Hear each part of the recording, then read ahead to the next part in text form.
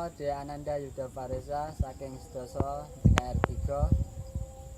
Ing mriki kula badhe ngaturake babagan kandang pitik ing lagi rampung dibangun ing desa Tegalerjo, Kecamatan Tranggal, Kabupaten Pati.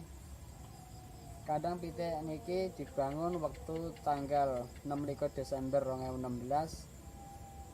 Pas lagi rampung wingi dina Senin 21 November 2017. Kandang niku bakal diisi 16.000 pitik.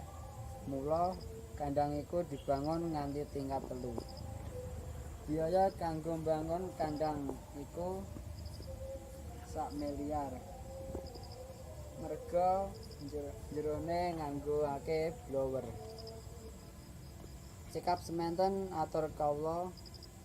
Kula Dhea Ananda Yudha pamit kundur. Wassalamualaikum warahmatullahi wabarakatuh.